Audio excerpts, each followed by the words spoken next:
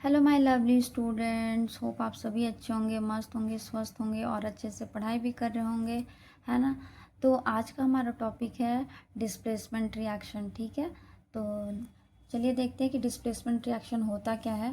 ठीक है, the reaction in which a more reactive element displaces a less reactive element from its compound is called displacement reaction।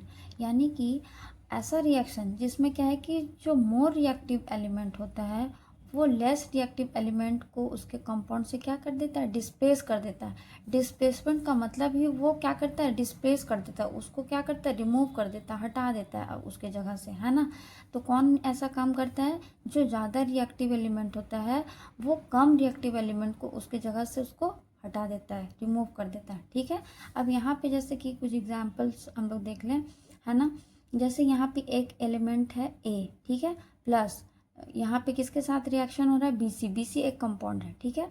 तो ए reactant है, ये जो L H A side है इसको reactant बोलते हैं और ये एरो के इधर साइड जो भी उसको प्रोडक्ट बोलते हैं। ओके, तो यहाँ पे क्या हो रहा है, रिएक्शन जो हो रहा है वो क्या हो रहा है, ए रिएक्ट हो रहा है बीसी के साथ, है ना। कंपाउंड है ये, बीसी कंपाउंड के साथ जब रिएक्ट कर रहा है तो प्रोडक्ट में क्या बन रहा है, बी बन रहा है और साथ ही साथ ए किसके साथ रिएक्ट हो गया, सी के साथ। यानी कि बी को डिस्प्लेस कर दिया, ए किसको डिस्प्लेस कर दिया, बी को डिस्प्लेस कर दिया और साथ और ए किसके साथ आ गया, सी के साथ, यानी ए सी बन गया और बी को डिस्प्लेस कर दिया उसके जगह से, है ना।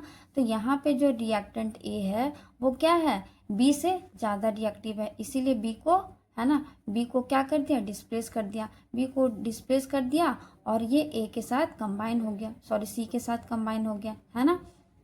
तो ए जो है वो क्या है, मोर रिएक्टिव देन बी, है ना। तो here reactant A displaces B from compound B C. यहाँ क्या है, जो रिएक्टेंट ए है वो किसको डिस्प्लेस कर दिया, बी को, किससे, from the compound B C. B C से बी को डिस्प्लेस कर दिया और वो क्या बना लिया, फॉर्म्स द कंपाउंड ए सी। और कौन सा कंपाउंड बना लिया, ए सी, है ना।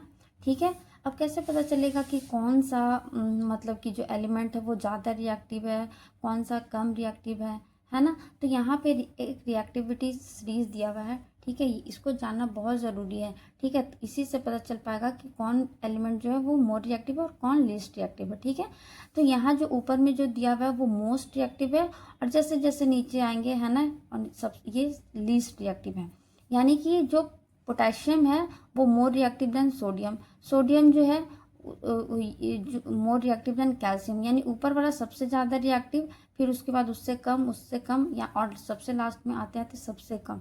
ठीक है, तो यहाँ की सबसे ज़्यादा रिएक्टिव एलिमेंट कौन होता है, पोटेशियम, ठीक है, और उसके बाद सोडियम, फिर calcium, magnesium, aluminium, zinc, ferrous, है ना, लेड, ठीक है, हाइड्रोजन, कॉपर, ठीक है, मरकरी, है ना, सिल्वर और गोल्ड। ठीक है, इस तरीके से हम लोग कुछ अभी और भी है लेकिन ये इम्पॉर्टेंट बस दिया हुआ है।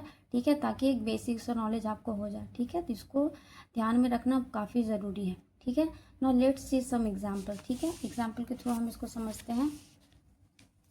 जैसे यहाँ पे एग्जाम्पल में क्या है कि आयरन, आयरन जो है वो किसके साथ रिएक्ट कर रहा है, कॉपर सल्फेट सॉल्यूशन में। ठीक है, और ये क्या बन रहा है, आयरन सल्फेट प्लस कॉपर। ठीक है, यहाँ पे एक एनसीईआरटी ही एग्जाम्पल्स है। ठीक है, एनसीईआरटी में दिया हुआ है, ये जो मैं आपको जो पढ़ाती हूँ ना ये सारा एनसीईआरटी बेस्ड होता है। ठीक है, इसीलिए आपको मतलब कि पूरा ट्रस्ट के साथ यहाँ पे आप पढ़ सकते हो मेरे साथ, है ना। अगर आप कंटिन्यू रहोगे तो आपको कोई और बुक की ज़रूरत भी नहीं पड़ेगी, क्योंकि एनसीईआरटी बुक जो होता है वो बेस्ट बुक माना जाता है। ठीक है, तो आप इस पर डिपेंड रह के अच्छे से आप इसको मतलब कम टाइम में और अच्छा मतलब आपका रिस्पॉन्स आ सकता है, आप अच्छा एग्जामिनेशन में अपना कर सकते हो। ठीक है, तो चलिए एग्जाम्पल्स को देखते हैं, है ना। आयरन, आयरन आयरन जब रिएक्ट करता है कॉपर सल्फेट से, ठीक है, तो क्या बनता है, आयरन सल्फेट प्लस कॉपर। ठीक है, अब एग्जाम्पल में हम लोग देखते हैं, यहाँ एग्जाम्पल में क्या है, यहाँ एक टेस्ट ट्यूब है। ठीक है, ये टेस्ट ट्यूब में ये जो सॉल्यूशन है वो कॉपर सल्फेट का है।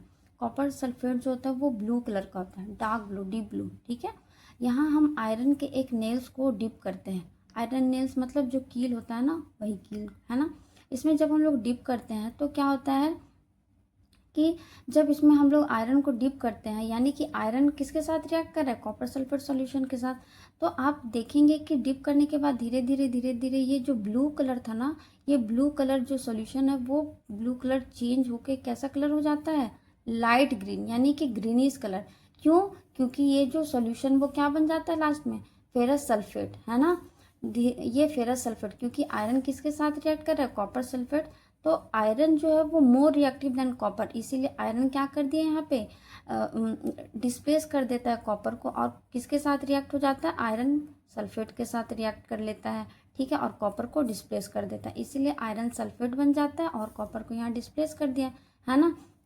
तो जब आयरन नेल्स को हम लोग जब ये सॉल्यूशन में डालते हैं तो धीरे धीरे वो आयरन सल्फेट बन जाता है, ठीक है, और आयरन सल्फेट का जो कलर हो जाता है वो ग्रीनिश हो जाता है, यानी पेल ग्रीन, है ना, लाइट ग्रीन हो जाता है, ठीक है। यहाँ पे उसके बाद क्या है, जो ये आयरन नेल्स है ना, क्योंकि यहाँ पे हम लोग किस में कॉपर भी था, तो आयरन नेल्स का जो कलर होता है स्टार्टिंग में क्या है, ग्रे कलर, सिल्वर, हल्का लाइट सिल्वर होता है, वो जब हम लोग डीप करते हैं वो सॉल्यूशन में तो वो किसका कलर ले लेता है, कॉपर का ले लेता है, ठीक है। और आयरन नेल्स का कलर कैसा हो जाता है, रेडिश ब्राउन, है ना, आफ्टर रिएक्शन, ठीक है। और सॉल्यूशन का कलर कैसा हो जाता है, ब्लू से पेल ग्रीन, है ना। इस तरीके से यहाँ पे जो मतलब कि जो रिएक्शन होता है वो सॉल्यूशन का कलर चेंज हो जाता है, यानी कि आयरन जो है वो आयरन जब कॉपर सल्फेट सॉल्यूशन में हम लोग डिप करते हैं तो आयरन सल्फेट बन जाता है, और जो सॉल्यूशन का कलर भी चेंज हो जाता है, और जो आयरन नेल्स होता है उसका कलर ग्रे से कैसा हो जाता है, रेडिश ब्राउन, ठीक है। यहाँ पे आप देख सकते हैं जो नेल्स का कलर हो जाता है बिफोर रिएक्शन जो है ग्रे कलर का रहता है, और बाद में क्या हो जाता है, रिएक्शन के बाद ब्राउनिश कलर हो जाता है, और जो सोल्यूशन होता है वो कॉपर सल्फेट का रहता है, लेकिन सॉल्यूशन बाद में क्या हो जाता है, फेरस सल्फेट का बन जाता है। तो ये डार्क ब्लू जो होता है वो धीरे धीरे क्या हो जाता है, पेल ग्रीन में चेंज हो जाता है, ठीक है। इस तरीके से हम लोग समझ सकते हैं कि जो आयरन है वो डिस्प्लेस कर दिया किसको, कॉपर को, और वो खुद क्या है, फेरस सल्फेट बन गया, ठीक है। क्यों ऐसा डिस्प्लेस किया, क्योंकि iron is more reactive than copper, ठीक है ना। डीप ब्लू से पेल ग्रीन हो गया, और रेडी और जो आयरन नेल्स था वो पहले ग्रे कलर का था वो रेडिश ब्राउन हो गया, क्योंकि उस पर क्या है, कॉपर का एक लेयर आ गया, ओके। अब यहाँ पे देखते हैं ऐसा क्यों हुआ, क्योंकि आयरन जो है वो डिस्प्लेस करता है किसको, कॉपर को, किससे, फ्रॉम कॉपर सल्फेट सॉल्यूशन, ठीक है, कॉपर सल्फेट सॉल्यूशन से, है ना, और बनता क्या है, फेरस सल्फेट और कॉपर, ठीक है ना। नेक्स्ट एग्जांपल हम लोग देखते हैं, जिंक। जिंक किसके साथ रिएक्ट कर रहा है, जिंक को हम लोग रिएक्ट करवाएंगे किसके साथ, कॉपर सल्फेट के सॉल्यूशन, कॉपर सल्फेट सॉल्यूशन का कलर कैसा होता है, ब्लू कलर होता है, ठीक है। अब यहाँ पे हम लोग रिएक्टिविटी सीरीज में देखेंगे कि जिंक और कॉपर में मोर रिएक्टिव कौन है, कॉपर, है ना, सॉरी जिंक, ठीक है। तो जिंक क्या करेगा, कॉपर को डिस्प्लेस कर देगा, ठीक है। तो यहाँ भी जिंक जो है कॉपर को हटा दिया, डिस्प्लेस कर दिया, और ये क्या ये जिंक किसके साथ कंबाइन हो गया, सल्फेट के साथ, है ना। तो कॉपर को हटा देता है, रिमूव कर देता, और इसके जगह पे, कॉपर के जगह पे यहाँ जिंक आ जाएगा, तो ZnSO4 + Cu, है ना। और यहाँ पे जो सॉल्यूशन का कलर वो कैसा हो जाएगा, कलरलेस हो जाएगा, यानी ZnSO4 का जो कलर कैसा है, कलरलेस, यानी कोई भी कलर नहीं दिखेगा, ठीक है। तो ऐसा क्यों हुआ, क्योंकि zinc is more reactive than copper, इसीलिए जिंक क्या किया, कॉपर को डिस्प्लेस कर दिया, और ये खुद एक नया कंपाउंड बना लिया, कौन सा, ZnSO4, और कॉपर को डिस्प्लेस कर दिया, अलग कर दिया, ठीक है। सिमिलरली एक और एग्जांपल देखते हैं, पीबी यानी लेड। लेड किसके साथ कंबाइन हो रहा है, रिएक्ट हो रहा है, कॉपर क्लोराइड, है ना, CuCl2, ठीक है, कॉपर क्लोराइड सॉल्यूशन के साथ, ठीक है। तो यहाँ पे लेड और कॉपर, अब यहाँ रिएक्टिविटी सीरीज में देखेंगे कि लेड और कॉपर, मोर रिएक्टिव कौन है, लेड है, तो यहाँ भी क्या करेगा, लेड क्या करेगा, कॉपर को डिस्प्लेस कर देगा। तो आप देख सकते हैं कि जो लेड है वो क्या कर दिया, कॉपर को डिस्प्लेस कर दिया, और ये खुद इसके जगह पे आ गया, है ना, PbCl2 बन गया, और कॉपर को डिस्प्लेस कर दिया, है ना। तो इस तरीके से जो डिस्प्लेसमेंट रिएक्शन है क्या है, जो मोर रिएक्टिव एलिमेंट होगा वो क्या है, लेस रिएक्टिव एलिमेंट को डिस्प्लेस कर देगा और एक नया सब्सटेंस बना लेगा, ठीक है। तो कैसा लगा आपको सेशन, आप लोग कमेंट्स में ज़रूर बताना, और अगर वीडियो अच्छी लगी हो तो please like, share and subscribe. Thank you.